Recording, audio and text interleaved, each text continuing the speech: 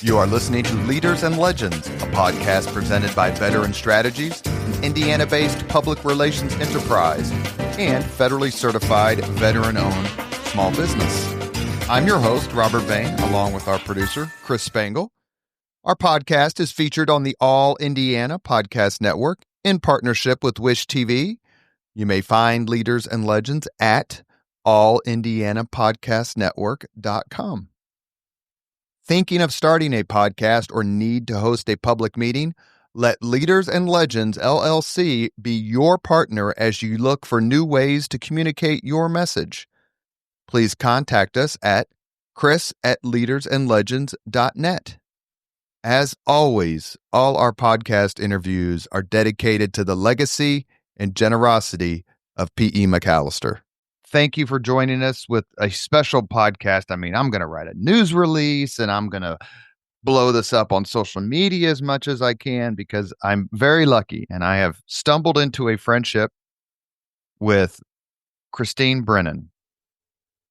She is a USA Today columnist and best-selling author of many books. However, she has set the sports and sports journalism world on fire with her latest, which is called On Her Game, Caitlin Clark in the Revolution in Women's Sports. Christine, if I may, thank you for joining the podcast. Oh, Robert, my pleasure. What a delight. We've been trying to get this on the schedule for a couple of weeks, but you and I are just way too popular. It's just hard to, take you away from your incredible life in Indianapolis and Indiana and me from the book tour. Although we did intersect and you were amazing, driving me around, introducing attention. This is Robert's podcast. He's going to talk and he's going to take it over. He gets to ask me anything. But this man, everywhere he goes in Indianapolis, like people on the street, hey, Robert, waving, whatever. You should just run for governor or mayor right now. Everyone knows you. Everyone loves you. We went to TV stations for my book tour. This was 2.5 weeks ago. And honest to goodness, they don't even need security for you because they know you so well. They just wave you on in.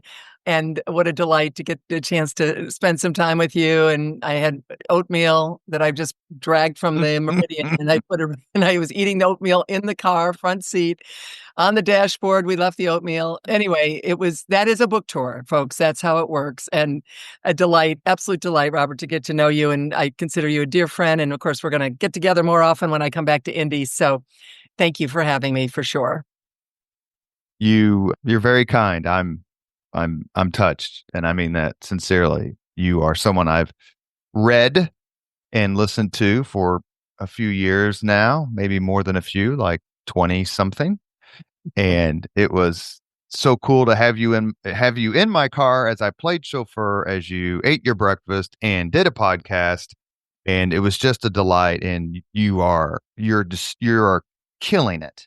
Not only the fact that you wrote this book, but what you wrote in the book and what you continue to say. And we went to do this podcast like a month ago, but in the Army, there's a phrase and it's called OBE. And that means overcome by events. And this book took off. And so I said, hey, let me help you do some other things. And then we can do the podcast later. On Her Game is the name of the book, Caitlin Clark and the Revolution in Women's Sports. Christine, when was your book available to the public? It was available July 8th. So that's, as we're speaking, less than 3 weeks. Although people did somehow, bootleg copies were floating around, I think, because people in fact, not even bootleg. A friend of mine out in LA texted, how's the book doing? And I said, it's not out yet. And then he sent me a picture of the book that he was holding. And he goes, I just got it at my Barnes & Noble in Santa Monica. And I was like, what? So I think, that no one gets thrown in jail, no bookstores if they get it out a little early.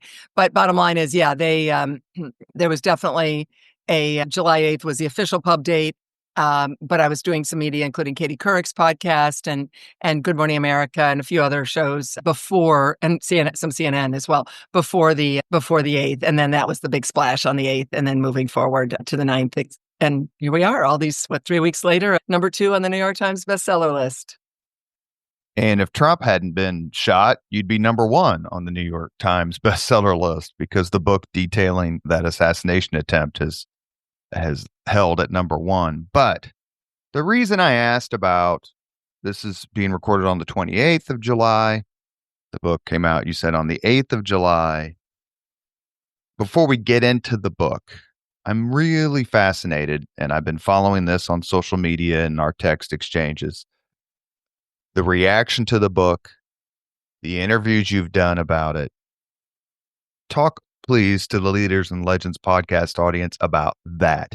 Has the reaction been what you expected? Good. And has it taken along a little bit of a life of its own in a way that, as an author of several books, perhaps you haven't experienced before? How have your colleagues, and I'll stop with those three questions, how have your colleagues reacted to this penetrating and popular account?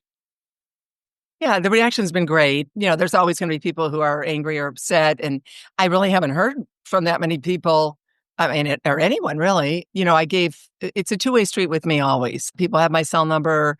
I tell them anyone, whether I'm talking to Muffet McGraw for the book, whether I'm talking to Caitlin Clark's agent, whether, I'm talking to Tamika Catchings, the great Tamika Catchings. Her quotes are throughout the book on her game. I think anyone within earshot of us, especially in Indiana, love basketball, love Caitlin Clark.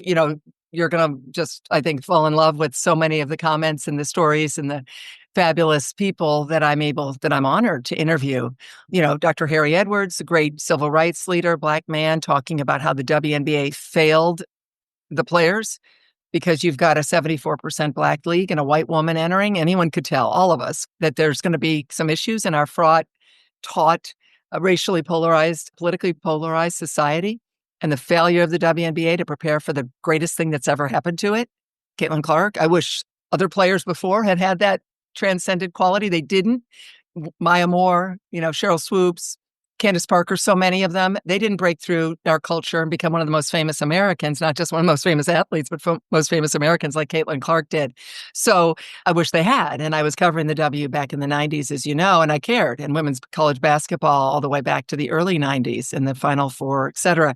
But bottom line is, so I deal with, it's a journalistic look at everything. Caitlin Clark, logo threes, as you know, jumping off the page, lots of sports, lots of fun and games, lots of great stuff for the kids to read. 12-year-olds can enjoy it, parents, grandparents. But, it's funny, if there's anger or fury, I haven't heard it. Wonderful comments from colleagues and friends, dear friends in the business, delightful posts. Dick Vitale, I just understand just right now, Jake Tapper has just done an amazing post.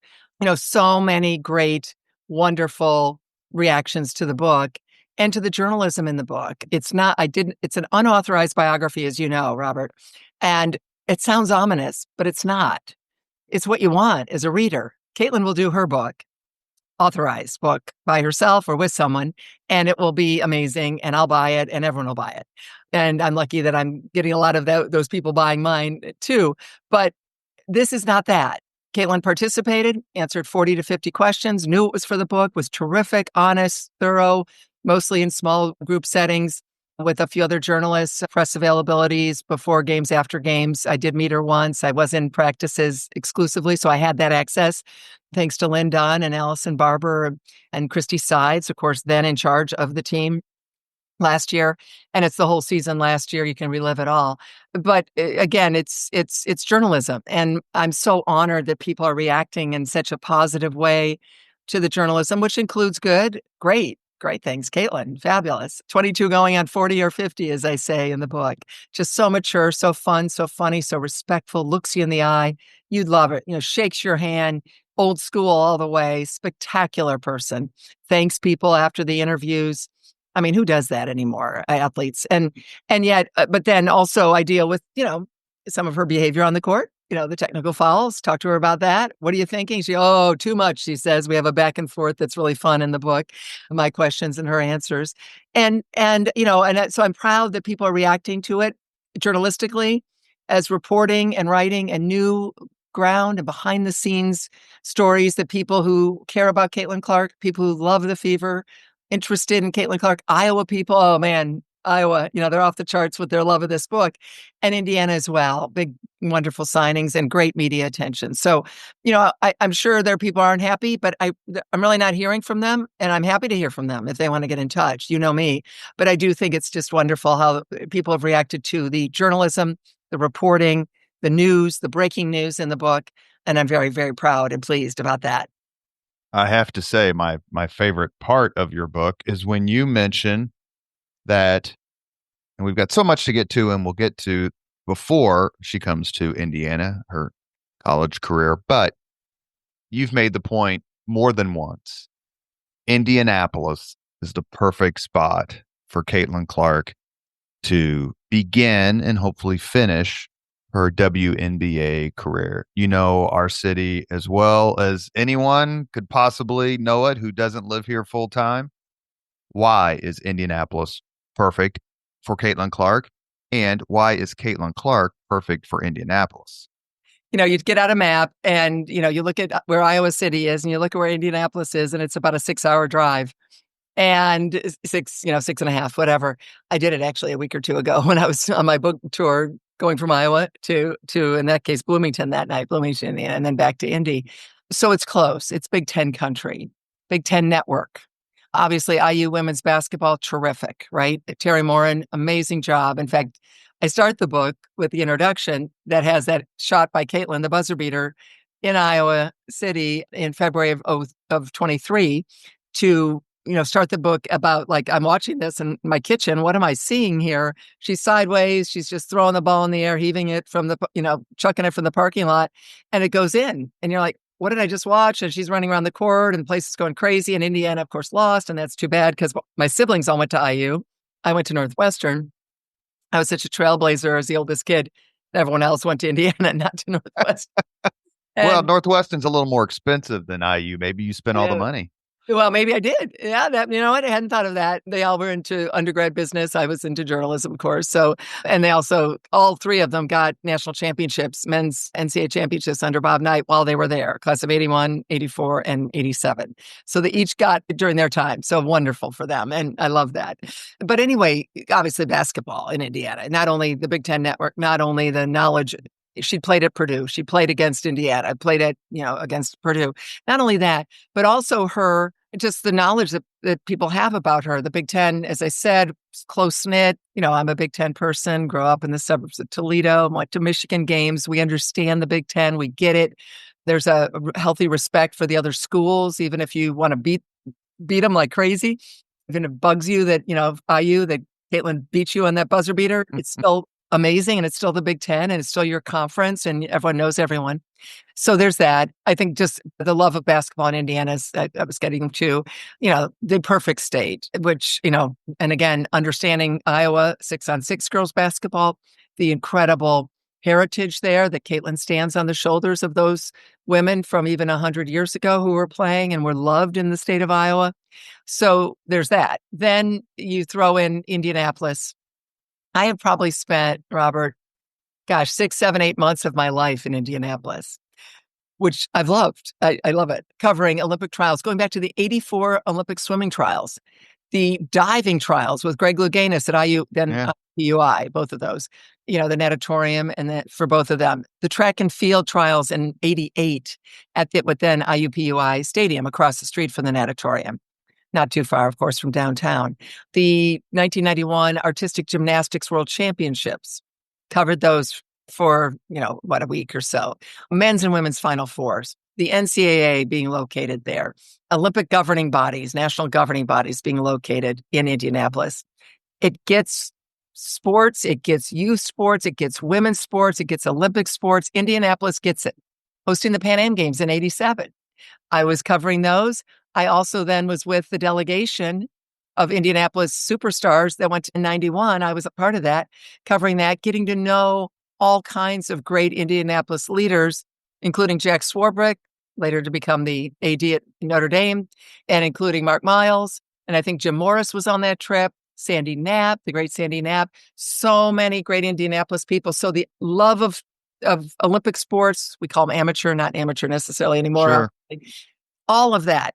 All that's Indiana, perfect location. And a city that's big, but not too big.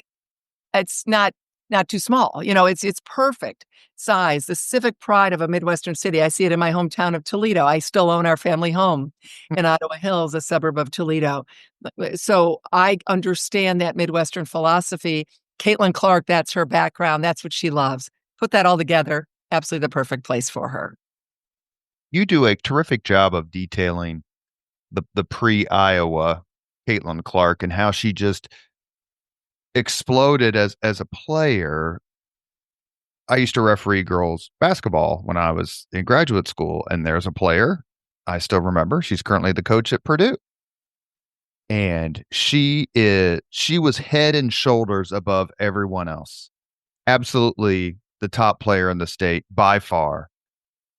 At what point did Caitlin or Ms. Clark start to become like really good? And then all of a sudden she's landing on the radars of major college programs. Yeah. So she was playing with boys. Her dad was coaching, and there was no girls' team at age 5, which is kind of weird to think because certainly there's girls' teams now. But back then, when she was born in '02, so now she's '07. And so her dad was coaching a boys' team and had her play on the boys' team. That helped tremendously, because boys can be, as her AAU coach, Dixon Jensen says, boys can be. And then moving on, she played all the way up to basically 6th grade against boys, which is way longer than most girls do. Mm. And I would say accurately so. You want to separate the kids because, as Dixon Jensen said, as I was just alluding to, the boys are a little bigger, a little stronger, a little faster, and he goes, and a little meaner. And I love that he said that. That's a quote in the book from Caitlin's beloved AAU coach, Dixon Jensen, who was with me in Des Moines with her high school coach as well, Kristen Meyer, for a big event a couple of weeks ago, but a big book signing and conversation. And so what Caitlin was getting early on was major competition. She loved competition. The parents would get calls from the school occasionally that she was being too competitive in gym class or PE class or on the recess, in recess. What parents get called about, hey, your daughter's too competitive. She's being too competitive. She's beating the boys, beating the other kids, tell her to stop. It wasn't about a test or a bad grade. It was about that, which is very funny. And Caitlin certainly laughs about that. I think everyone in the family does too.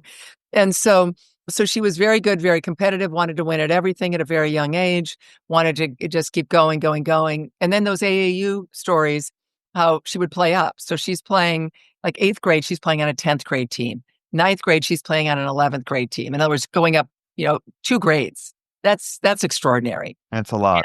Yeah. And that's what Dixon Jensen, the AAU coach, and then her high school coach talked about. Just, she was so good. She could basically, as her high school coach, Kristen Meyer tells me, she could just keep the ball the whole time and score.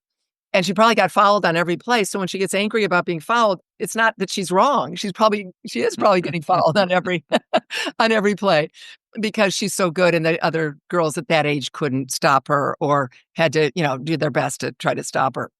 And that probably is where some of her anger, emotions can run wild a little bit with her too. So early on, competition, playing against the boys, great skills, very fast, super smart, understood how to handle the ball, great shooter, shooting on the driveway at home, the great passer.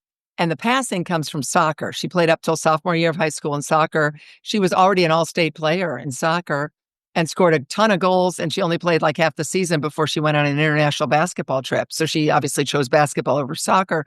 But as she says, and I quote her in the book, those angles, those soccer angles, especially on the big, big soccer field, her ability to hit a teammate running in soccer, that helps her totally understand how to lead, how to thread a pass, lead a teammate to get those perfect pinpoint, fingertip passes that she's able to get to her teammates. That comes from the soccer background.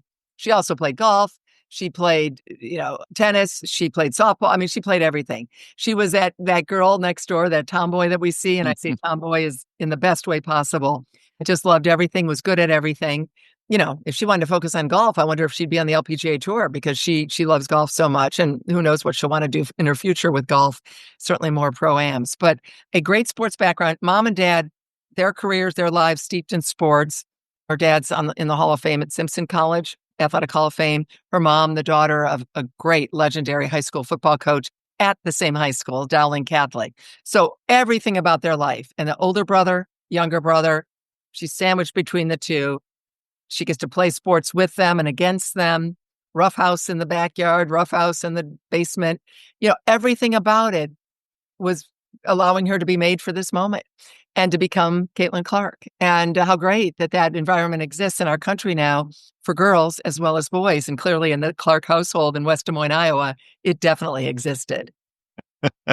We are speaking with New York Times best-selling author and a hell of a pioneer in her own right, Christine Brennan. We are discussing her book, On Her Game, Caitlin Clark and the Revolution in Women's Sports.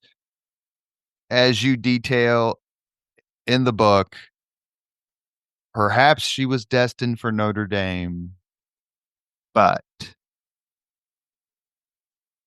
Yes, exactly. So she did commit to Notre Dame. It was a soft commitment, but she was trying to decide. She had lots of schools, as you can imagine. I mean, my alma mater, Northwestern, wanted her. I saw Joe McEwen, our women's basketball coach, just beloved coach. His daughter, Megan McEwen, is one of the stars of all the TV broadcasts now on the WNBA and college. In fact, was on the call of the Michigan game where Caitlin then set the record and where the number 22 is on the court at Iowa. And Joe McEwen wanted her, loved her for Northwestern. That, obviously wasn't going to happen. But she went out to Oregon. She had a visit. Sabrina Ionescu was her guide and her kind of host for the weekend at Oregon. Saw Oregon State. She went to Notre Dame. Muffet McGraw loved her. Said, I love the passes. I love everything about this kid. I definitely want to coach her. And Caitlin Clark said yes. Over some weekend, the high school coach, Kristen Meyer, was gone, got back, and was like, wait a minute, what? You've committed to Notre Dame? And the Iowa people were like, yeah, Lisa Bluter, her staff, Jan Jensen, like, wait a minute. You said yes to Notre Dame. And then quickly it became clear she was like a little uncertain, which is hard to believe that Caitlin, even at any age, was a little uncertain about things, but she was. And so she, of course, that was it. She's going to Notre Dame. Great story, and the story I love in the book, where Muffet McGraw is waiting for the social media post by Caitlin Clark to say she's going to Notre Dame. And it's not coming.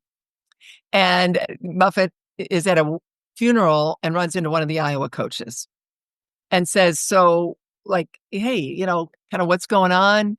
I hear that that you guys are still, talking to her. Like, why are you calling her? And then the Iowa coach said back to Muffet McGraw, no. She's calling us. And, Iowa wasn't bothering her. Caitlin was calling Iowa. And at that moment, Muffet McGraw said, yep, that's it. I knew it. We're done. There's no way. And so, and here's the point, and it's kind of a fun what if game that I actually play in the book and On Her Game, kind of take readers there with some great smart comments from people, including ESPN's Michael Vopel and others who talk about this. If Caitlin Clark goes to Notre Dame, Muffet says this as well, she's not Caitlin Clark, at least not the way that we know, because as Muffet McGraw says, she would have had better players around her. Nothing against the Iowa players. sure. But, Notre Dame's had 2 national titles, perennial favorite, perennial top 5, 10 team. Iowa was not. Iowa hadn't been to the Final Four in years. And it's a great program that Lisa Bluter runs, but it's just not the same. And so, yes, Kate Martin is now in the WNBA, but there's no other future WNBA players. I mean, I guess Hannah Stuelke now potentially, but it's basically Caitlin. Well, Notre Dame, you've got all these players that go to the WNBA. So there's no way that she would have been able to just shoot from the next county and just shoot, 18, 20 times a game and threes from everywhere. So the reason that Caitlin Clark is Caitlin Clark, as you've heard me say a lot, Robert, is that, yes, she's a basketball player, but she's really an entertainer. She's the high wire act.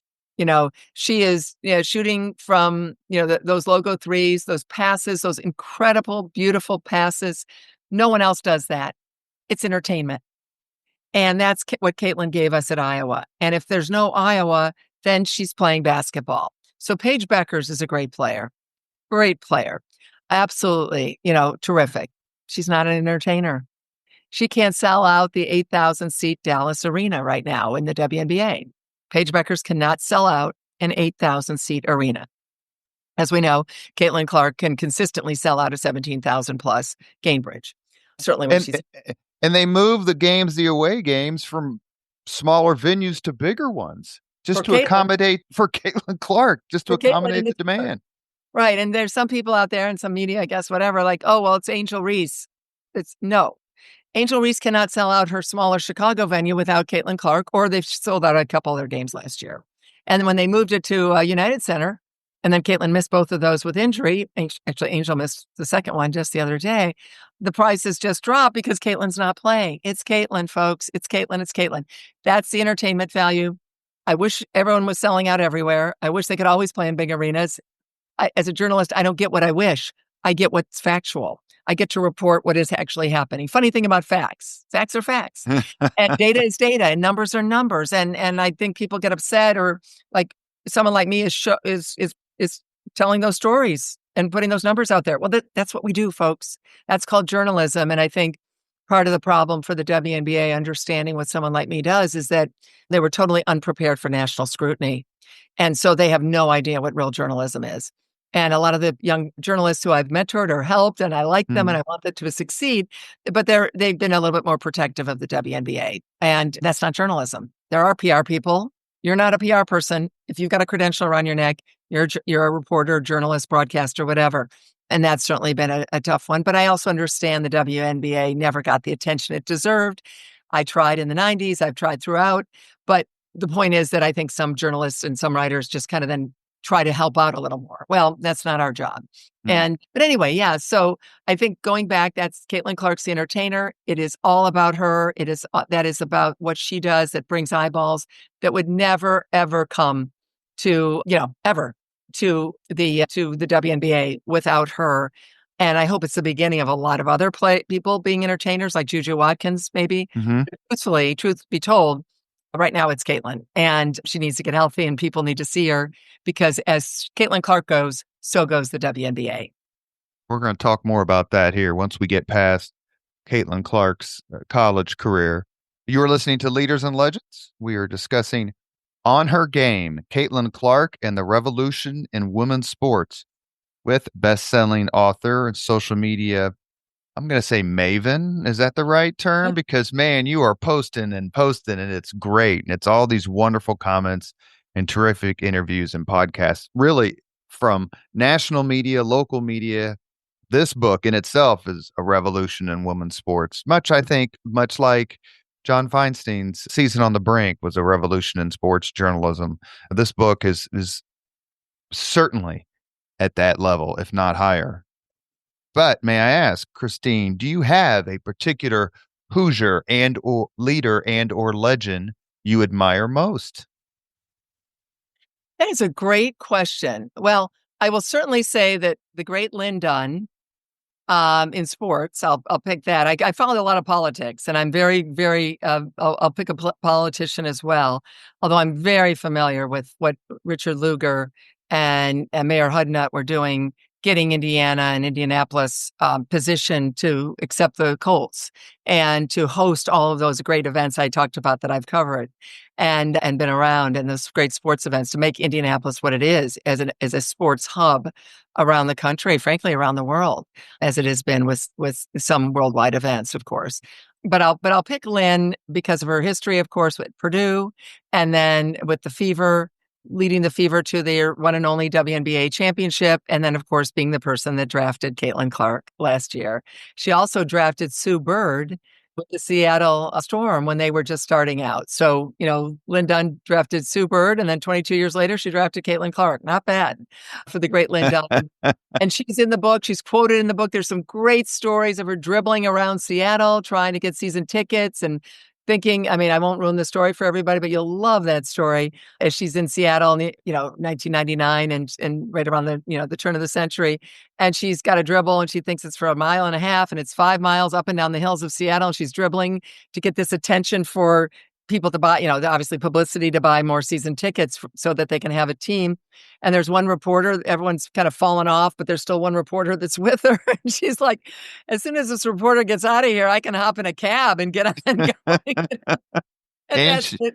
That's Lynn Dunn. I love that story. And then Lynn, who came from Tennessee, she went to the school that Pat Summitt went to 4 years before, and never really had any opportunities to play sports much. And also, just you could play some tennis and badminton and things like that. And then to see what Pat Summitt was able to do at Tennessee Martin after Lynn Dunn left. And then for Lynn Dunn, I've got this great moment in a chapter I love. It's called "You Can't Take Your Eyes Off Her," and it's a quote from Curtis Strange, the two-time U.S. Open Yeah. men's golf champion. When he's saying you can't take your eyes off her, when male golfers, they didn't want women members at Augusta National a few years before this, and 2012, whatever is when that happened. But that, you've got Curtis Strange, nothing against him at all. He's wonderful. But this is not the place you'd expect to see the feminists, right? And the guys who are loving women, and whether they're feminists or not, I'm kind of having fun with it. But, loving women's sports. And that's, and Lynn Dunn is in that chapter. That quote from "You Can't Take Your Eyes Off Her." He just wants to watch Caitlin Clark don't leave the room when she's bringing the ball up the court. In that same chapter, I tell beautiful, fun, uplifting stories. And Lynn, again, just looking around that full Gainbridge night after night, full to capacity, to the very top row, the rafters, for women's basketball. The woman who had seen almost nothing, no opportunity, her lifetime now. So that's Lynn Dunn. And it's all the way now full circle to what happened at the end of last season and going in the playoffs. So I pick Lynn. And then in the politics, again, I mentioned Richard Lugar, who I loved. I got to know some of his aides. I think I interviewed him once here for some reason I can't remember. It's a long time ago now.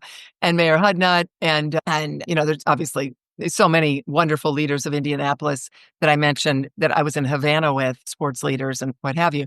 But I certainly have to mention the senator, obviously now the late Senator Birch Bayh, because, and a Democrat, and I know Indiana is red and Republican, but I think we can all step back and say, this is the man. He is the father of Title IX. There were several women legislators, including Patsy Mink, who were authoring Title IX. That's the law that opened the floodgates for girls and women to play sports in this country 53 years ago, signed by Richard Nixon in June of 1972. And it allowed... Isn't he the best? Yeah, yes. Birch Bayh or Richard Nixon? Both of them. Yeah, there you go.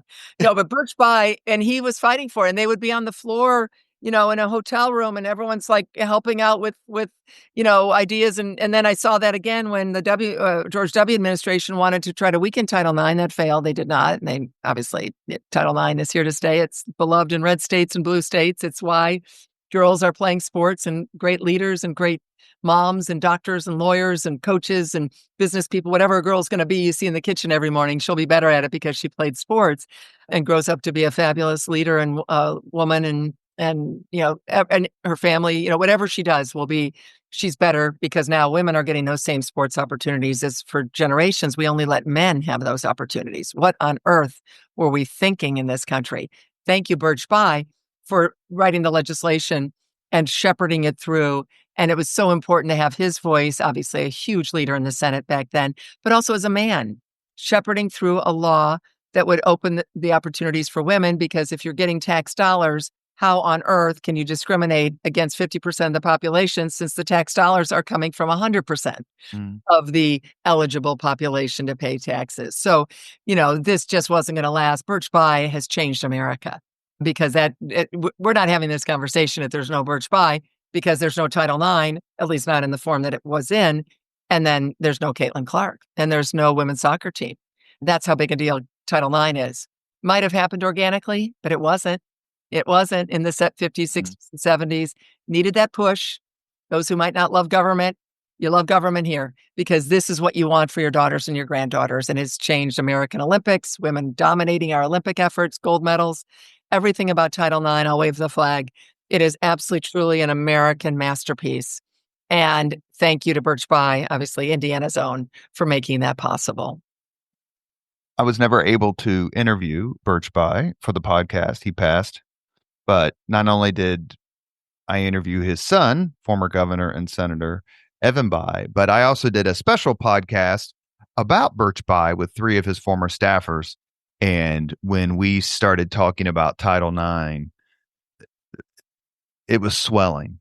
The pride was swelling. He authored 2 constitutional amendments. He was working on a third, but Title IX was first among equals as they were discussing it. It is a true legacy, and I'm happy to hear you mention his name and Mayor Hednut's name and Mayor Lugar's or Senator and Mayor Lugar's name. Everybody, Indiana seems to be able to produce these amazing leaders, especially in sports. Jack Mhm. Swarbrick, Mark Miles, Allison Melangton have all been on my podcast, and it's just amazing to be in the room with them, to be able to ask them questions because their impact is far beyond just Indiana. And that's one of the things that makes, and I'm waving the flag, the Hoosier State so spectacular. Caitlin Clark goes to Iowa. She has a tremendous amount of success, but she does not win a national championship. Is that, as was asserted at the time, as you well recall, is that a blemish on her halo? Yeah, I don't think so. I don't think so at all. I mean, I know people who do think that, but I don't. I mean, she's the greatest scorer in Division One history, male or female, right? Passing Pete Maravich in addition to passing Kelsey Plum and Lynette Woodard. I mean, uh, uh, that's incredible. The Yukon people, like Brianna Stewart, especially, she was asked, is Caitlin Clark, and I have this all in the book, is Caitlin Clark one of the greats? Not the GOAT, one of Mm-hmm. the greats if she doesn't win a title. Now, this comes from Brianna Stewart, who played with unbelievable All-Americans at every position at UConn. Brianna Stewart, what would have happened if she'd gone to Syracuse? She stayed home in upstate New York, went to Syracuse, tried to build a program there. I mean, I think there's something to be said for someone who stays home and wants to build a program and does something incredible. There's no way Iowa goes to either of those final games, right? No way without Caitlin Clark. Even with Caitlin Clark, it's amazing they made it. She just picked up that team and willed it. So I would say what Caitlin Clark did was more impressive as an individual effort than what Brianna Stewart did over 4 years at UConn. Now, I know people they're screaming and yelling and the UConn people. Well, I think the UConn people, I don't have this in the book, but I come to this realization on this book tour. I think the UConn people are absolutely shocked that an Iowa woman is the one. I They think, seem very cultish. well, Colton, That's my word, or not just Christine Brennan's word. But right. Well, I would say that they've won 12 national titles. They just won the 12. Gino Auriemma, great, fabulous. But his comments about she's on the wrong team and delusional fans and she's not built for this. And I mean, Gino, wrong, wrong, wrong. The worst sports prediction ever. All that's in the book. You can relive all that. yeah, Yeah. he swings and misses. If one of his players missed as much as his predictions, she'd be sitting on the bench.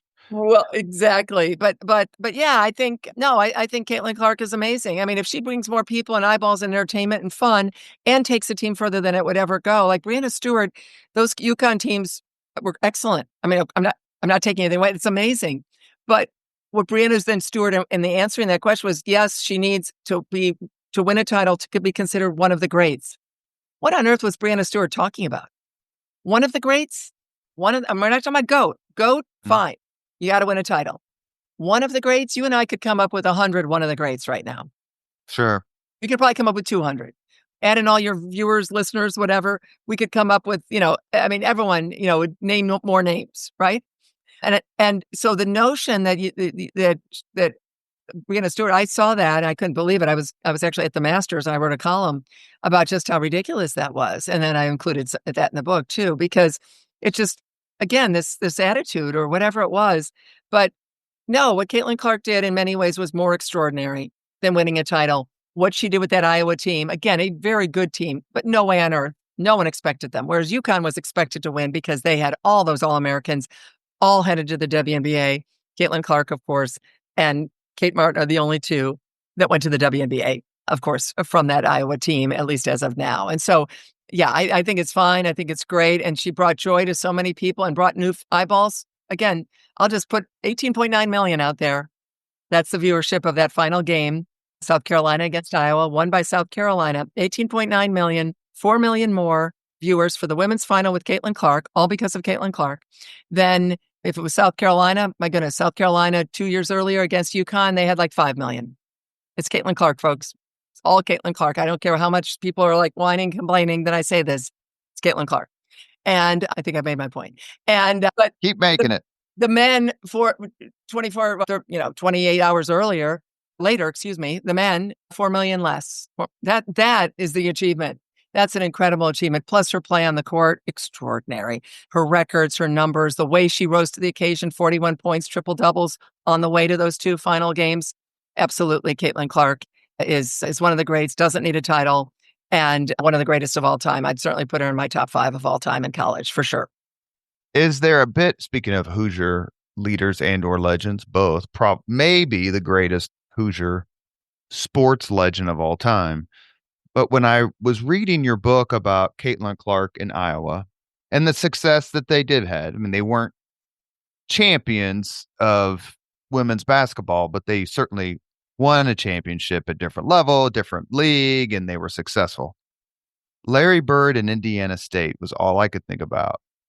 In 1979, that team had absolutely no business being undefeated. I think they were 33-0 when they played Michigan State and lost.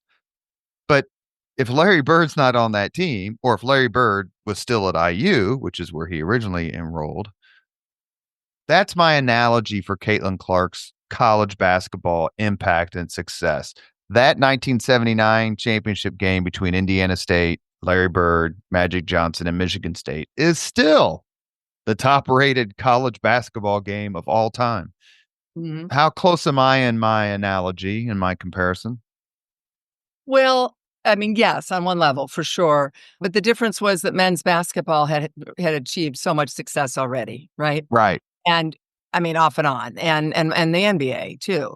So, you've got then Bird and Magic after that going into the NBA and basically saving the NBA. Well, yes, but the NBA had already had Will Chamberlain and Bill Russell and those, great Celtics teams, Havlicek, and even going, all the way back, the history of the NBA, where the WNBA's never ever reached that kind of critical mass with our culture and our sports, even sports media, mostly ignored by the male-dominated sports media for forever.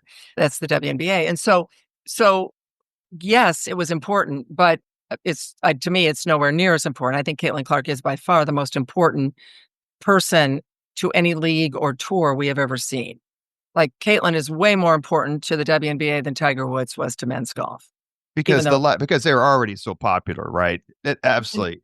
And it men's golf, happens in Arnold every Palmer, Jack sport. Nicklaus, etc. So it's just a very different situation for sure. Yeah. Did Caitlin go ahead. Go ahead. Oh no, but that's meaningful. I mean, I'm glad, it's very meaningful. Also, again, women's sports are so far down in terms of ratings.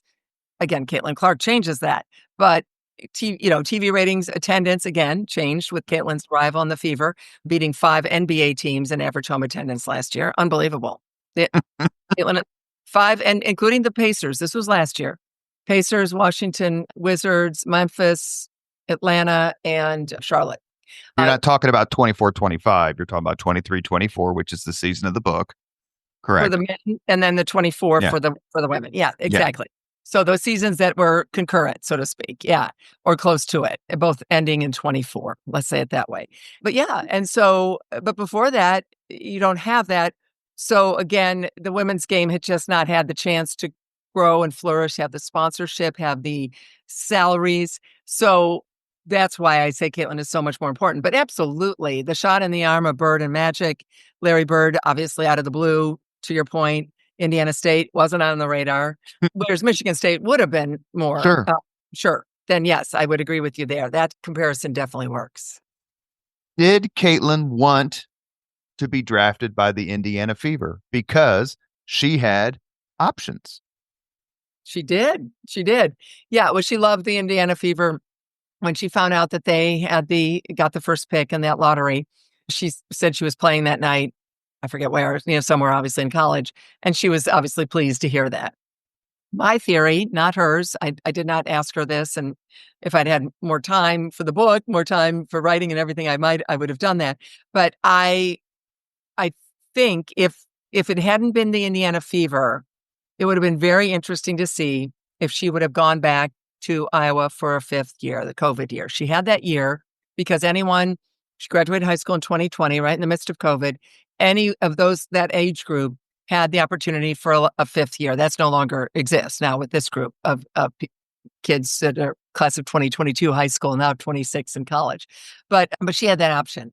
And I wonder if it had been like Dallas or if it had been LA, it's just kind of, again, speculation.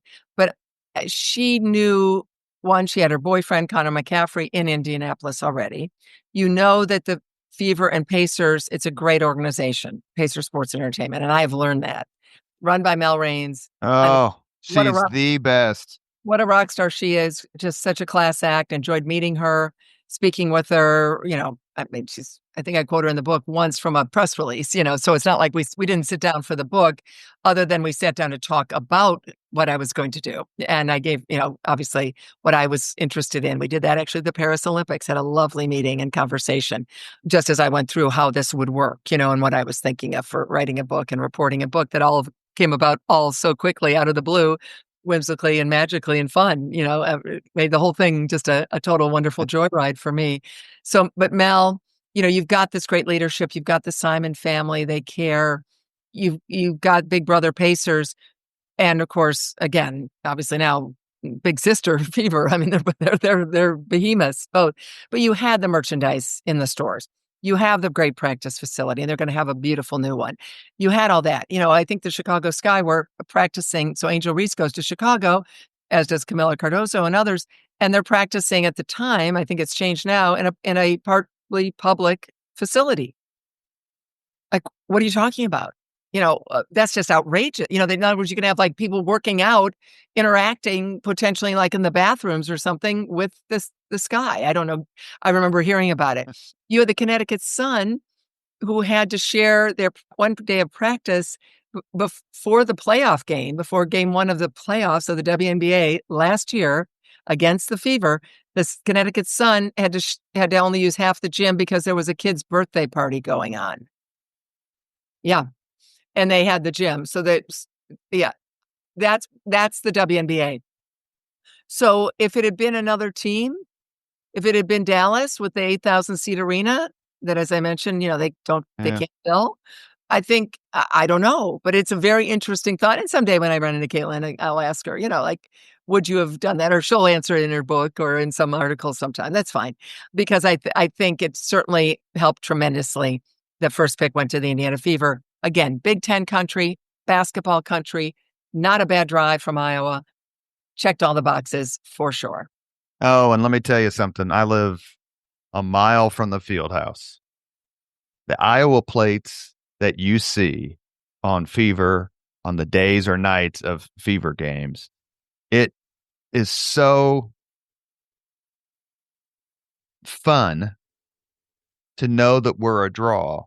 It's one of the things that I would say, and it's not just Indiana or whomever, but for years, whether it was Bird or Jordan or LeBron, they were always all those jerseys in Market Square Arena or the field house. All these opposing fans all came to see the superstar on the other team. And now it's happening to those other cities. They're wearing Clark jerseys to their games in Dallas, in Connecticut, in New York, in LA. And to me, that is a great piece of, I'm not going to say revenge, but how about just a great piece of irony that we get to be the ones in Indianapolis and Indiana who see other cities and other fans wearing the jersey of our superstar, Caitlin Clark.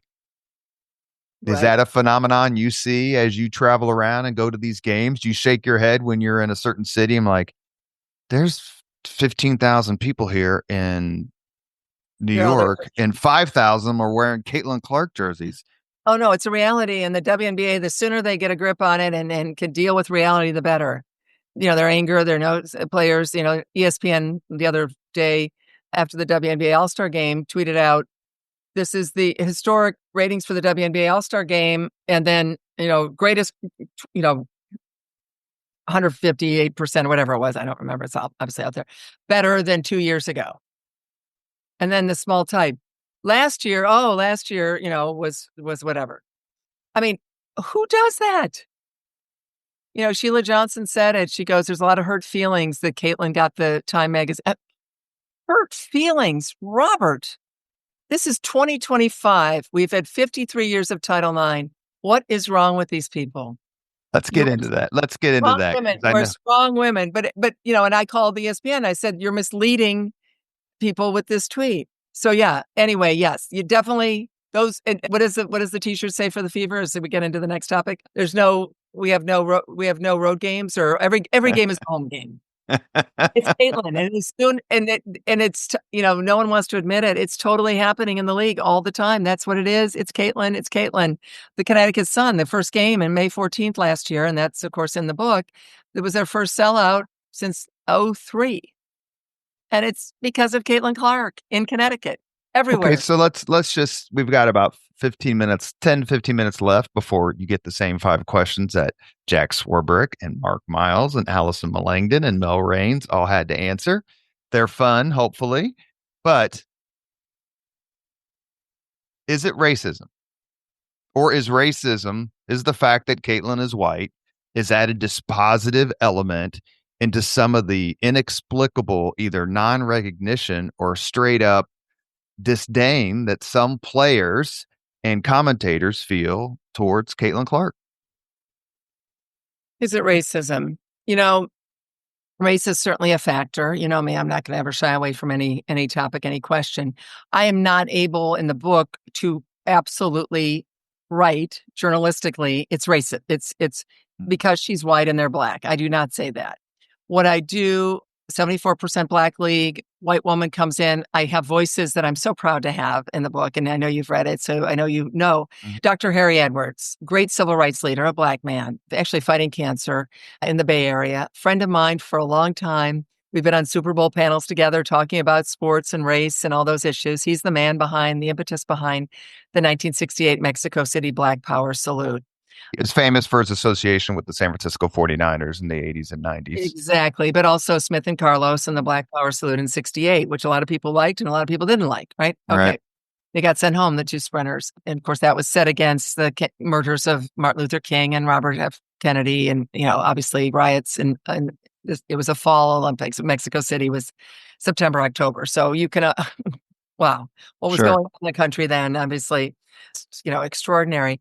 So Harry Edwards says it. The WNBA failed the players. It's his voice. He also loves Caitlin. Loves Caitlin, thinks she's a terrific player. What his point is that when you've got this moment, they're not damsels in distress. It's just you've never had this. A 70, again, majority Black League, 74%. You've got a white woman coming in, and wow, there's going to be a lot there. It's a racially fraught time, as we said. It's culturally polarizing, politically polarizing. How you didn't prepare the players. You have seminars, as he said, have Zoom calls. He could have talked to players to talk the issues through. So race is a component. Is it out and out racism, or what we might call reverse racism, i.e., against a white person? That I cannot report. And I'm not going to go anywhere where I don't have the reporting. I had no one say that to me. But there is no doubt when you see Kennedy Carter with the chapter that I call Hip Check, Kennedy Hmm. Carter just plowing right into Caitlin Clark and then saying, I ain't talking about Caitlin Clark, and then posting, what is she good for? What does she do other than threes? When, of course, she was leading the league or right up there with this, and the way to rookie of the year and first team, all that, of course. Like Chris Carter, all he does is catch touchdowns. Yeah, yeah. So, but again, but then you have this year, you have not in the book because the book stops in April. I mean, this book is fresh and raw and new. You are up to a minute as much as you can be with a book. April to the book comes out obviously in early July, and obviously very fresh and very, so many of the issues are so present, including the way the WNBA is treating her. You get Kennedy Carter last year, that's all in the book. This year it's Marina Mabrey. Of course, Marina Mabrey is a white person. So she plows into Caitlin Clark like a freight train. So is it race? Is it jealousy? Is it elitism from some of the big schools that can't stand that it's her, that it's the Iowa player? I think it's all of that. Again, the voices of Harry Edwards and then Brianna Scurry, the first Black superstar on the U.S. women's soccer team, the goalie that made the save in the penalty kicks in 1999 in the Rose Bowl and the World Cup that allowed Brandi Chastain to win the game and have her shirt over her head and be on all the covers of all the magazines. Well, Brianna Scurry says the same thing. Don't be jealous. Don't be upset. This is your moment. Go for it. And she's saying that to the veterans. But she's also saying that to the veterans who are, again, a majority of a majority Black league. So those voices are very important for me. White suburban woman from the suburbs, Toledo, Ohio, went to North. And no, I don't know. I know what I know. I know what I don't know. As a journalist, you quote other people. You have them help you tell the story. You lay things out for the reader so that then they can have a sense and they can make some of their own decisions. And it's all laid out there for people. And then the great Tamika Catchings, again, her voice is so important about Caitlin's importance, how she's handling things, the race questions that Caitlin got. There were more issues of race. Caitlin kept getting asked about Yeah. race, probably as much as either Kamala Harris or Donald Trump. I mean, not really, but you got a presidential election going on, and you got a 22-year-old basketball player just being hounded and asked, and tough questions. She answered every single one, always amazing, but a lot of racial questions that, let's just be honest, so few athletes ever get. Caitlin was getting all of them and handling them quite well indeed. Tamika Catchings is not only a Hoosier treasure, she's a national treasure, an amazing entrepreneur, besides being Yes. a leader and basketball player. So basically, you're neither endorsing the idea that it's racism or dismissing the idea that it's racism or that it's motivated by racism. Let's move on. Caitlin Clark is straight, heterosexual in a league that is perhaps, let's just say, disproportionately homosexual in the relationships. And this isn't some sort of guess. I mean, it's there, it's been talked about. It's not a bad thing or a good thing. It's just honest. Do you attribute any of the Caitlin hate to that? Again, journalistically, I don't have the reporting on that. I tried. I just wanted to get the number, because we know 74% Black League. I spent a lot of time going through with Richard Lapchek, who founded something called Tides, which is in Florida, they have constant surveys about the racial makeup and the gender makeup of of programs, NCAA, but also all the leagues. So that's all in the book on race. And there was no sexual orientation component, Robert, in the studies. Sure. So I asked, and I said, why don't you? And they just haven't done it. So I then quote Jamel Hill, who is a friend. I mean, we agree on things and disagree on things. I think we agree on the Detroit Tigers for sure. She's And Detroit. her very good friend is someone I adore, and that's Suzette Hackney, who used to work here in Indianapolis. Yeah. Ms. Hill, whom I don't know, she comes with the bark off, that's for sure. I mean, she rips the bark off on her opinions and Yeah. comes out, and Oh yeah. I'd love to hear what she had to say. Go ahead. Well, so she and I do events together. We've been on the panels. I asked her to be a part of a big conference of our Association for Women in Sports Media. I was the first president back from 88 to 90, started our scholarship internship program that has now served well over 200 women, given them opportunities. I started all that as president. Now I'm on the chair of the board. So I asked Jamel, would she join me for a Q&A where I would ask her the questions? She did. And in the course of this, again, this is before I had a book. This was May of 2024. There was no book, even verbal agreement, until July 11th of 2024. That's how quickly all this happened. I mean, it's, a normal book takes 2 or 3 years. This I wrote in 4 months, but it doesn't read like it. I obviously journalistically, I reporting and everything I did, 8, 9 months of the whole thing. So anyway, I quote her then because from that panel we did in May, June of 2024, that she said she believes about a third of the players are gay. And so whatever that is, I don't know. I mean, so I just used that because that was her voice and I checked it with her and she said, fine, quote her in the book. So yeah, I mean, again, this is speculation. I'm happy to speculate and give my opinion. But journalistically, the reason I think the book is doing so well is because you can trust it. Everything is sourced. Everything is fact checked, double, triple fact checked. I pull all-nighters at the end to get it done, or one all-nighter for sure. And bottom line is, it is my journalism. So if I don't know it, it's not in the book. That's my goal. That's my goal. That's my responsibility to readers, to those who are listening on the audiobook. Whatever that might be, I am not going to mess around. This is serious stuff, important. whether it's talking about a Caitlin quote and, how she knows if she's making it or missing it. I asked her all about that. Does she know when it's leaving her hands? Is that three going in or not? And she said, yeah, she usually does, but sometimes you'll see her starting to kind of point that way. She knows it might be a little off. All those anecdotes, all those quotes, everything, that is journalism 101. So what you're asking me, I'm happy you're asking. I love it. No worries at all. That I do not know. It is not in the book. I do not know. I did not have any player tell me I do not like her because she's straight. I did not have any player tell me I do not like her because she's white. I did not have that. Believe me, if someone told me that, it'd be in the book, either on the record or on background where I protect their name. But I did not do that. And there may be another book, and there's going to be more to talk about and write about. Another reason it's unauthorized is because I want to continue to cover these stories, whether it be for USA Today, CNN, ABC, or for another book or magazine article or whatever it might be.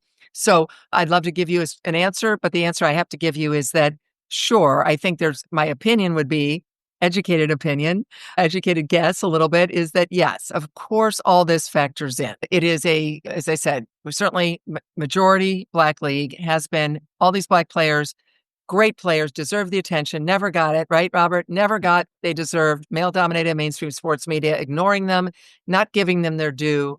Gosh, even in the bubble in 2020, you've got Black Lives Matter, of course, the terrible murder of George Right. Floyd. You've got the NBA getting all kinds of credit for its activism. Well, I'm on CNN and we're talking about these issues just journalistically. And I said, well, let's make sure to mention the WNBA, which is also doing all these various things that were happening, in terms of protesting or T-shirts or even not wanting to play games because of some of the terrible things Right. were happening. Well, here I am, a CNN commentator. Let's not just talk about the NBA, let's talk about the WNBA. So I care very much about those issues and giving everyone their due. But I also know that it's journalism always for me. That is the guiding principle. So I'd love to be able to say more on some of these issues, but I do believe we can guess that, sure, this is all part and parcel of the conversation, that this league never got the attention it deserved. There's anger, there's frustration, petty jealousy, to quote Muffet McGraw. That's in the book. The word, it's petty jealousy. I've got Sheila Johnson talking about the hurt feelings from her CNN interview. All of that's in the book. So I take the reader down the path and then they can figure out what they think. But I also would be remiss terribly, and I know you know this about me, Hmm. if I am just speculating and I put speculation in the book. I would never do that. And I think the book is so much stronger and better because I did not speculate, because I give the reader the respect they deserve by giving them everything that I know is sourced, factual, double checked, triple checked, what I learned journalistically. And that I'm very proud of that.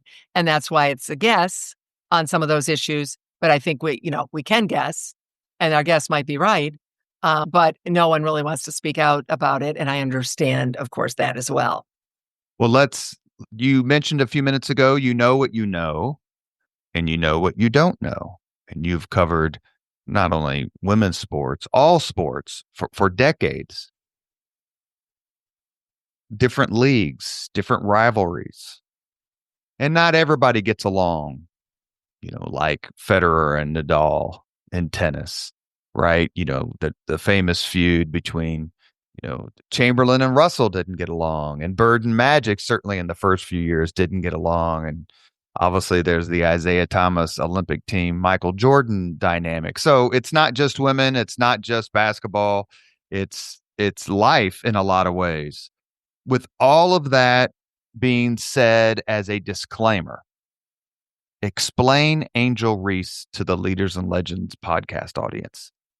Her reaction, her what she says, what she's doing, she's delusional. I hate to say that, but she just is. It's not just Caitlin, it's me too. I mean, I get it. She's young. She's a champion.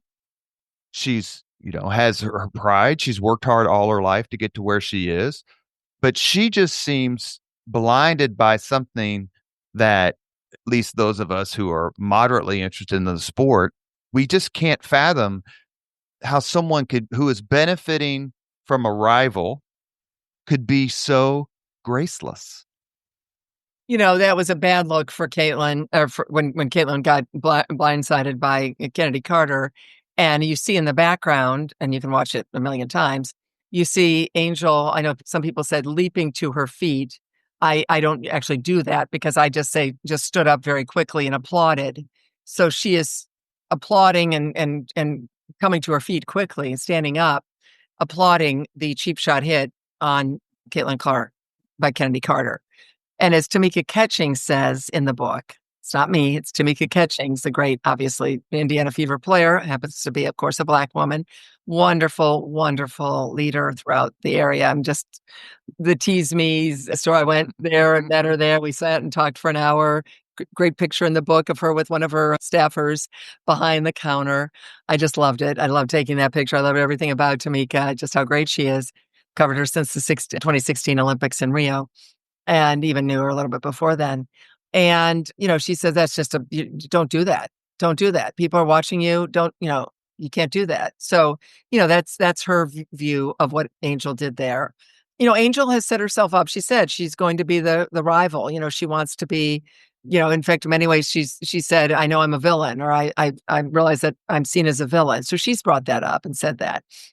She says after LSU beat Iowa, and let's examine that a little bit, because you'll get people. I've had people even for this book. I didn't quote them because it's just not true. I'm not going to just quote people that are saying things that aren't true.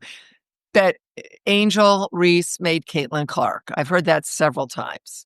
In other words, that Yes, and I'm making Christine Brennan by having her on the Leaders and Legends podcast. So I hope you're thank you. thankful. Thank you for doing that. I needed someone to help make me. Yeah. But in all seriousness, let's examine that. The notion is the 9.9 TV rating, almost 10 million viewers, which was, incredibly high. Obviously a record breaking, double what the previous year had been with UConn and South Carolina. That's Angel, and LSU won. I mean, fair and square, LSU won the game. Of course, Iowa lost. And as you said, she's a champion. She's the NCAA champ. Caitlin was not. But that somehow that's because of the rivalry, which there's really not a rival. I mean, there is a rivalry now, but they play different positions. Caitlin and Angel both say this. Angel 6'3", Caitlin 6 feet. Caitlin's bringing the ball down the court or up the court. She's got the spotlight on her. She's the point guard. That's always going to be more attention than someone who's under the rim rebounding. I was center. I was under the rim a lot rebounding. I appreciate that. Yay, Angel. That is great. It's very important. As Caitlin says, she's got quite a motor, really has a motor to just keep going and going and going. That's Angel Reese. There's a lot to say about Angel in a positive vein, for sure. But to give her credit for the almost 10 million viewership is utterly ridiculous. Caitlin was already setting records the game before the South Carolina game. Angel wasn't in that game. And South Carolina and Iowa, big upset by Iowa. That game beat the NCAA final the year before in terms of viewership. It was already happening with Caitlin Clark in Iowa before they even met Angel Reese and LSU. Also, the whole rivalry thing between the two, it really began at the very, very end of the game when Caitlin obviously is losing, Angel's winning, and Angel follows her around, which is really remarkable. And to get in her face, to do the John Cena, you can't see me. She was mocking Caitlin, taunting her because she thought Caitlin taunted an opponent, Haley Van Lith, the week earlier doing it, when in fact, and it's all in the book, Haley Van Lith, at that point, the Louisville star, on her way to LSU, on her way to other places, and now finally Chicago, she said it. Haley Van Lith said Caitlin Clark had just hit another three over her head, and Caitlin Clark was doing this to her bench. She didn't do it to Haley. So the whole thing was based on a false premise, although Angel was not alone in thinking that was the case.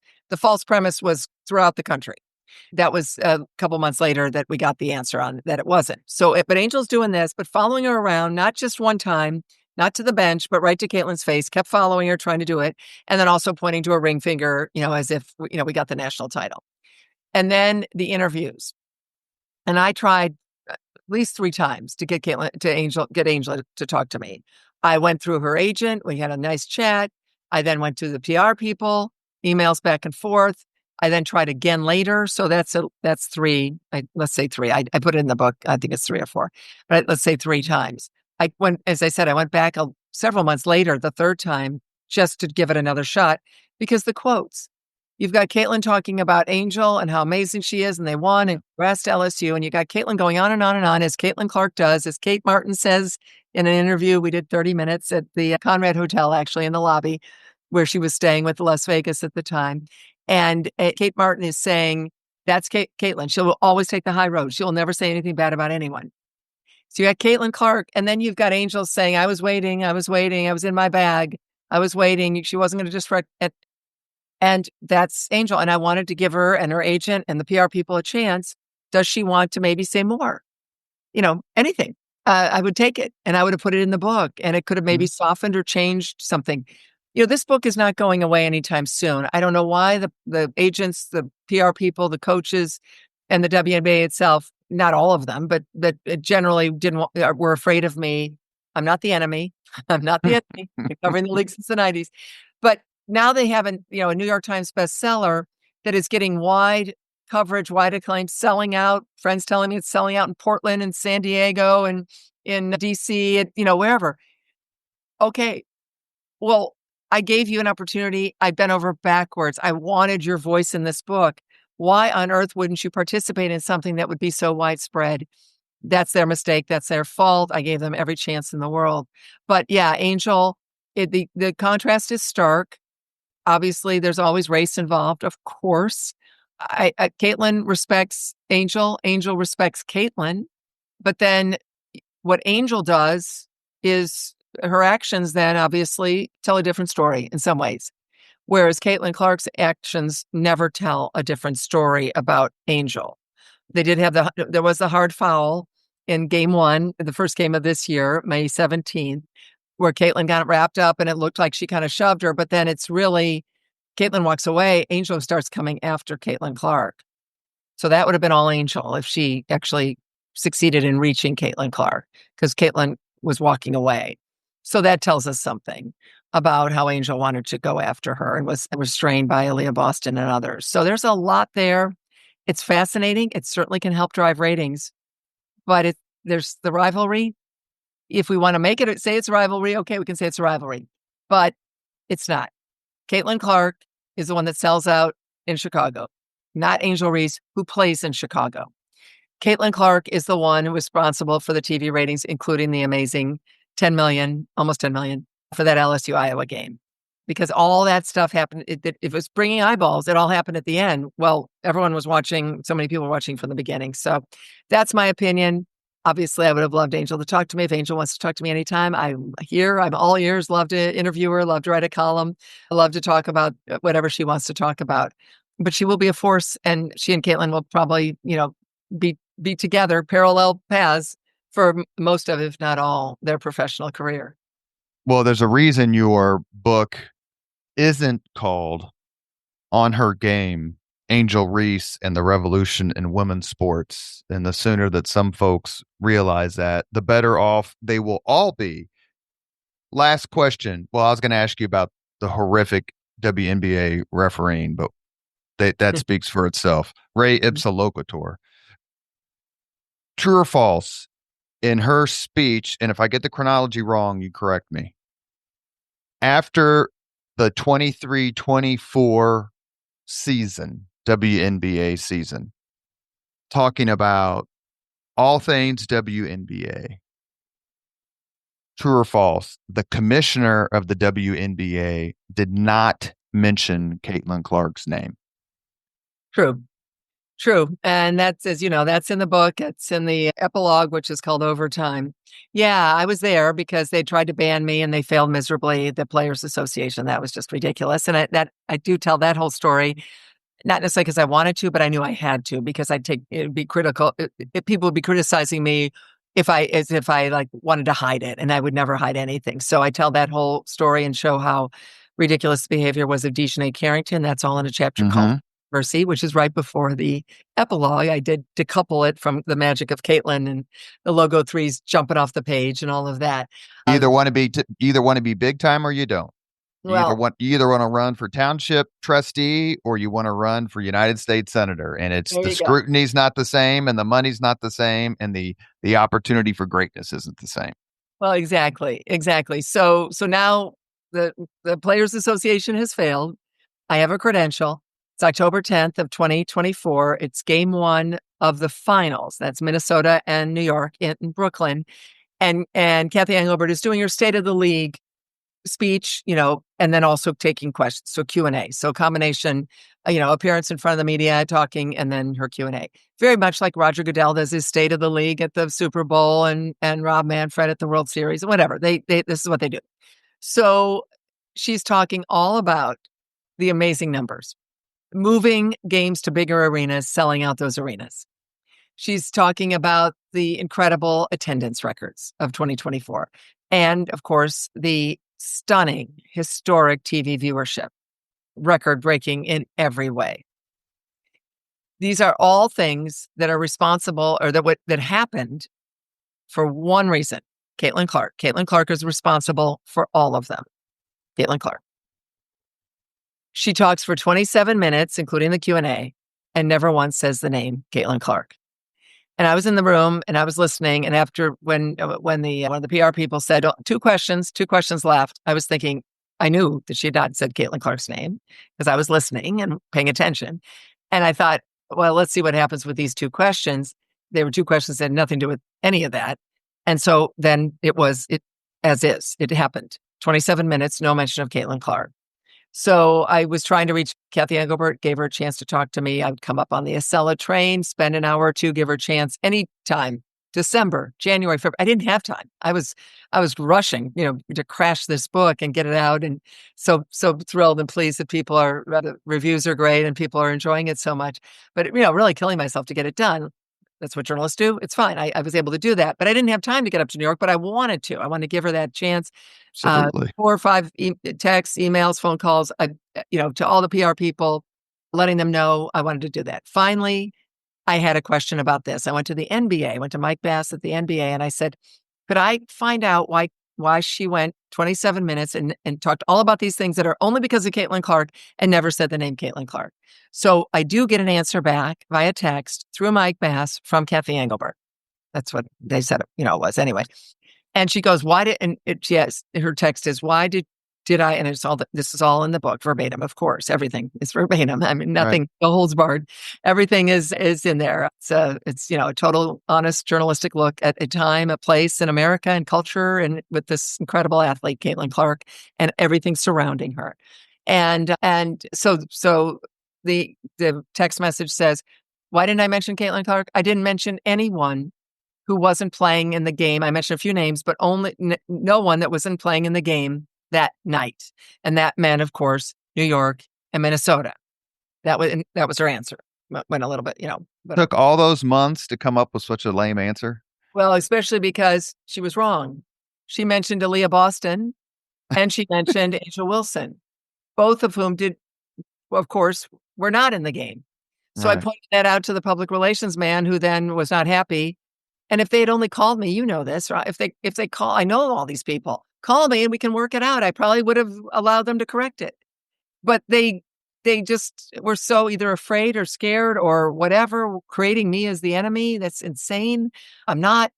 That then, of course, they kind of just, were not happy with their own mistake that I pointed it out. I mean, this is text. It's, I could go right now on the phone and I could get you, show you the text because that exists, forever probably. And I have it. Of course I have it because I want to make triple check. Sure. I'm Northwestern, Medill Journalism School. I check everything. I constantly do that. Anyway, and yes, so that she did answer that. That was the only question she would answer. And maybe there was one follow-up related to it. And she got it wrong. And then they got kind of mad at me. And so then I just, okay, we'll keep it as is. So that, again, that's in the epilogue. I mean, just the gang that can't shoot straight in every way. But that's their problem, not mine. I tried. And it is very revealing of the leadership or lack thereof, right? It is just so revealing of how poor the leadership is, this incredible vacuum and void. If Kathy Engelbert Yeah. were a great leader, she's not. I like Kathy. I wish she were a great leader, but she's not made for the moment. Caitlin Clark is made for the moment. The Indiana Fever have understood that. The Pacers, Sports Entertainment, get it. They have what, 20, I've got the number in the book, Oh, 324 sports media, social media people pumping digital, pumping stuff out. They get it. They're great. They understand. So they've met the moment. The WNBA has failed and in many ways failed miserably. So we'll see how it plays out. Because again, it gives me no joy to say these words. It's just journalism. And that's what that's how I tell the story, of course, and report the news in the book. And but also all the great moments with Caitlin and her honesty and the time she spent answering every question of mine. Just terrific. So I think people will love that as well. you are so correct, and I'll ask you the 5 questions right now. It's because I'm sure you've probably set up 15 interviews while you've been talking to me for the last hour. But you're so right. Mel Raines, Aaron Witten, Tamika Catchings, the staff, the smarts at Pacer Sports and Entertainment, the Simon family, of course. I mean, they saved the Pacers. So that's as simple as that back, 50 years, 40 years ago. It's such a first class organization. And, you know, I think the next commissioner of the WNBA should be Mitch Daniels. Well, he was obviously a great governor, and I know he had dreams of being president. I know you know him, and sure. I mean, I think probably a woman is probably the way they should go and want to go just because it's a women's organization. But we'll see. I mean, I have no idea. I have no idea. It's not going to be me, and I'm going to guess it's not going to be. Well, I hope whoever it is understands the moment, much like David Stern understood it 40 plus years ago in the NBA, or Pete Rozelle, or Mel Raines, or some of these other fabulous women leaders who can see beyond the next fiscal quarter into the next quarter of a century, because that's what they need. We are ready for the 5 questions with Christine Brennan. Christine, what was your first job? Well, first job out of college was the Miami Herald. The first job was a summer job as a summer teller at Toledo Trust, a bank teller, which I loved, counting money. And at the end of the day, you had to balance out. You called proof. So that was it after high school graduation for 2 summers as a bank teller. But then the first real job, and then Toledo Blade internships and Lexington, Kentucky internships. But then out of college, it would be the Miami Herald, the first female sports writer at the Miami Herald in 1981. What was your first concert? Oh, wow. That's a good question. I think Jethro Tull came to Northwestern, so that would be around that time. Carlos Santana, I think, was doing a event outside of Toledo. They would have those summer concerts.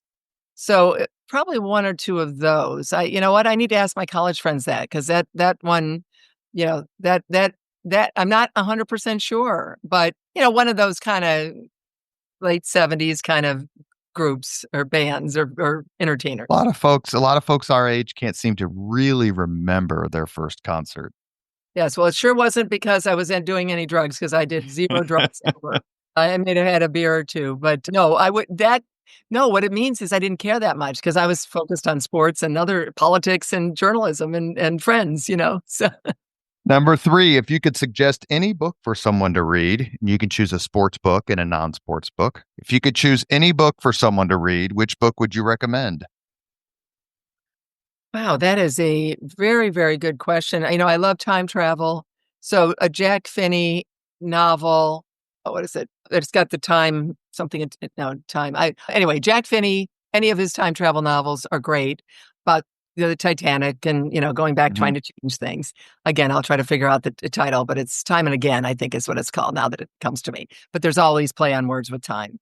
So that I actually love a book. So that's, of course, fiction, time Mhm. travel. Really, it's fiction. It's what happened. Although I'd love it to be fun. Guess who has to ask? We need to ask Einstein how to make it I know we happen. really right. We need to make time travel nonfiction. But right now, I think that's above your pay grade and my pay grade.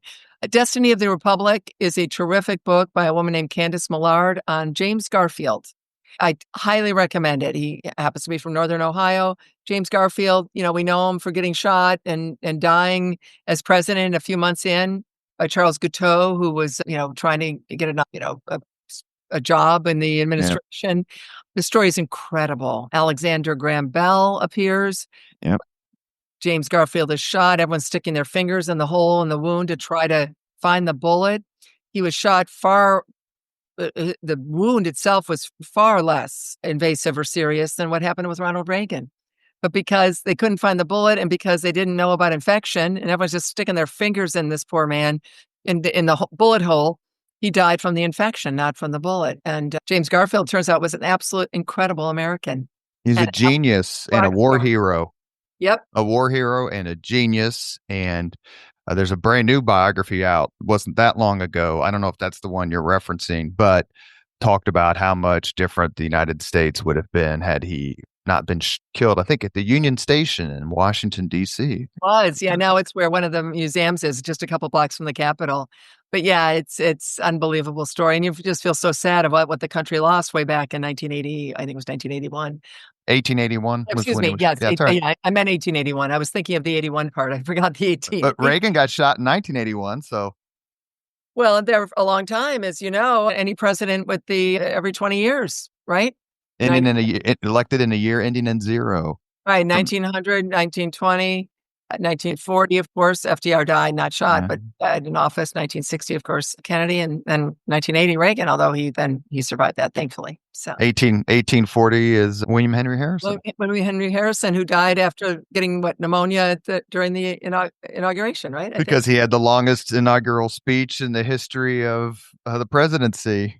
Oh, So we so just here, did that. 1840, 1860, of course, is Lincoln. 1880 is Garfield. 1900 is McKinley, right? I think. right? 1920 is Harding, Harding. Hmm. but he's not.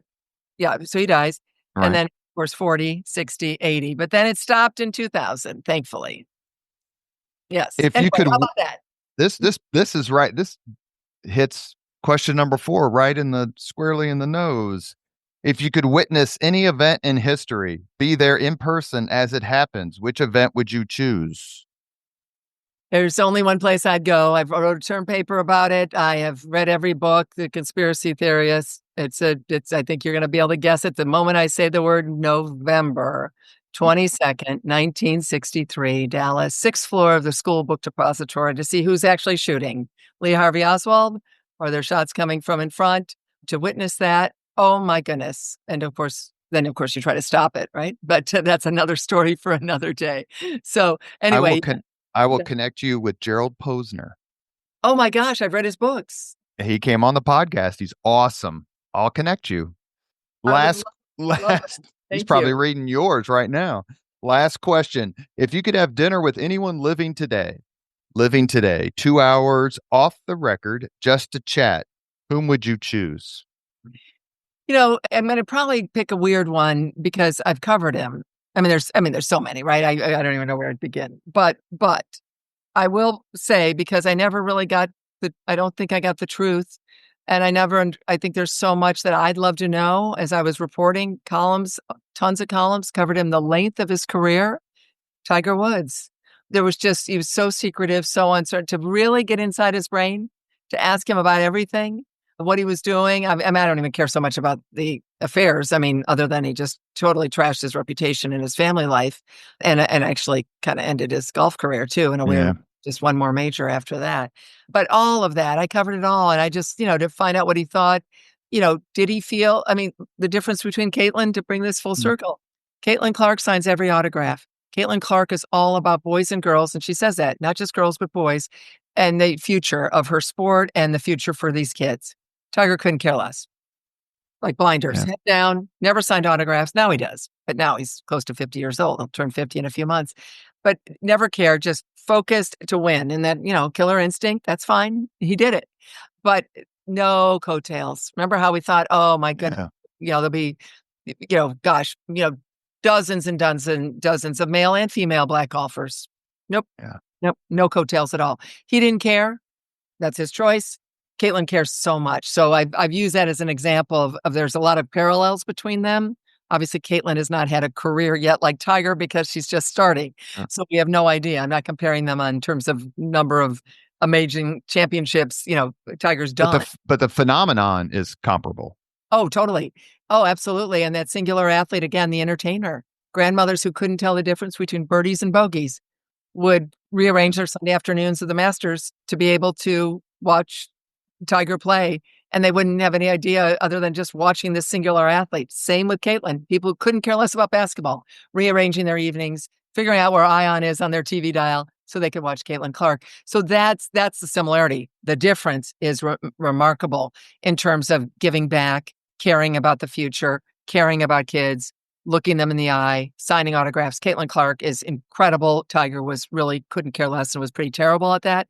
So I would love to chat with him and just, really be able to ask him about all the stuff that I was writing about, but never, ever got a chance to really dig deep because Tiger never lets you dig deep. Whereas Caitlin answers completely and goes on tangents and thanks you afterwards. Tiger just quick answers, mopey, didn't want to talk. And I know I'm sounding terrible or like I'm being, But mean. you covered him. You were there. You were at the events. Honest, truth is the truth, as I've said a million times about this book and everything. So, yeah. But Tiger would be fascinating to me because to really pick his brain and to find out what was going on behind the scenes for those, 15, 20 years would be fascinating.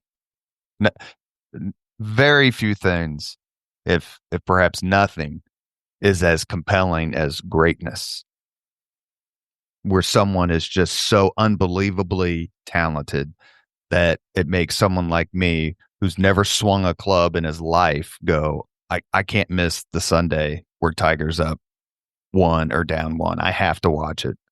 Exactly. You have been listening to the Leaders and Legends podcast, presented by Veteran Strategies, an Indiana-based public relations enterprise. Tell that to your friends who need PR help, Christine. You got it. We are also certified by the Small Business Administration as a veteran-owned small business. As always, all our podcast interviews are dedicated to the legacy and generosity of P.E. McAllister. Our guest, Christine Brennan, author of On Her Game, Caitlin Clark and the Revolution in Women's Sports. Christine, said it on the podcast, and she wrote it in her book, that Indianapolis is the perfect place for Caitlin Clark to work all her magic from the logo and in the community. No person is better suited temperamentally, in terms of historical knowledge of sports, than Christine Brennan to write this book. As we speak, it is the #2 bestseller on New York Times bestseller list. It is popular all over the country. She has done media all over the country, TV, national, local, everything. And she's absolutely sweet as pie. Christine, thank you so much. A great Midwestern way to end it. Thank you so much for coming on the Leaders and Legends podcast and for your kindness to me, both during this interview and the last month or so. Thank you so much. Well, right back at you, Robert. Well, I'll be in Indy soon, and we'll have that pie. We'll have certainly that Midwestern pie or something. I look forward to seeing you. Thank you so much for the time and for your kindness and for helping to have Indianapolis find out about my book, and now obviously all your listeners, viewers, etc. So thank you. Thanks for all you do. It has been a delight. My pleasure. And again, thank you. Thank you very much for listening to Leaders and Legends, brought to you by Veteran Strategies Incorporated. If you want to contact us about this program or our menu of public relations services, please send us an email at robert@veteranstrategies.com. That's robert@veteranstrategies.com.